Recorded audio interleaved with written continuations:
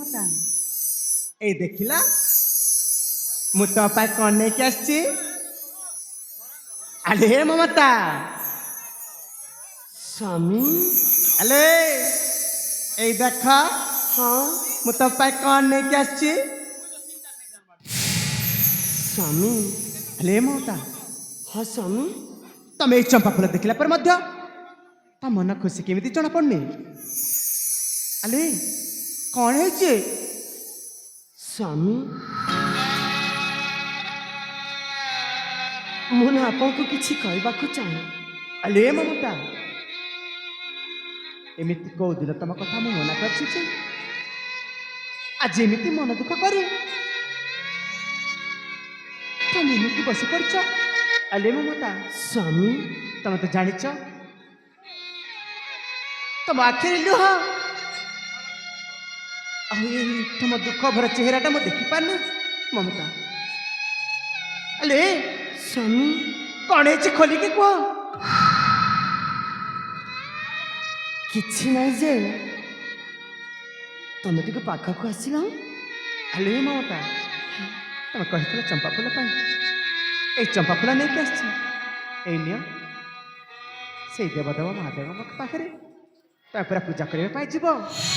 ହଁ ସ୍ୱାମୀ ହେଲେ ହଁ ମୋ ପାଇଁ ତ ଆପଣ ସବୁ କିଛି କରୁଛନ୍ତି ଆଉ ମୋର ବା ଅଛି କିଏ ଯେ ଏଠି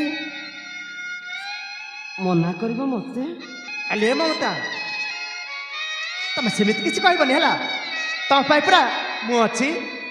ତମେ ଏଇ ସ୍ୱାମୀ ମାନସ ଅଛି। ଆଲେ କିନ୍ତୁ ତମେ କହିଥିଲି ନା ତମେ ଯଦି କହିବ ଏଇ ମାନସ ନିଜ ଜୀବନ ବି ମୋ ପ୍ରିୟ ମମତା ପାଇଁ ଦେଇଦେବ। ଜାଣେ ମୁଁ ଜାଣେ ପ୍ରିୟ ଆପଣଙ୍କୁ ଆପଣ ମୋ ପାଇଁ ସବୁ କିଛି କରନ୍ତି। ହେଲେ ମୁଁ କ'ଣ କହୁଥିଲି କି ଆଲେ କୁହ ଖୋଲିକି କୁହ ମୋ ପରେ ତମ ସ୍ୱାମୀ। କୁହ ମମତା।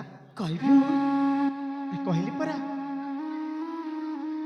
ମନା କରିବନି ତ ଆଲେ ମମତା ପ୍ରିୟ। ମୁଁ କଣ କେବେ ତମ କଥା ମନା କରିଛି। ମୁଁ ଜାଣେ ପ୍ରିୟ ମୋ କଥାରେ ଆପଣ ମୋ କଥାରେ ସମସ୍ତେ ଏମିତି ରାଜି ହୁଅନ୍ତି। ହେଲେ ଆଜି ମୁଁ ଯୋଉ କଥାଟା କହିବି ବୋଲି ଆଶା କରିଛି ସେ ଆଶାକୁ ତୁ ଜମା ଭାଙ୍ଗି ପଡ଼ିବନି। କହିଲି ପରା ମମତା କେବେ ହେଲେ ତମ କଥାରେ ମୁଁ ନିରାଶ କରିବାକୁ ଦେବିନି।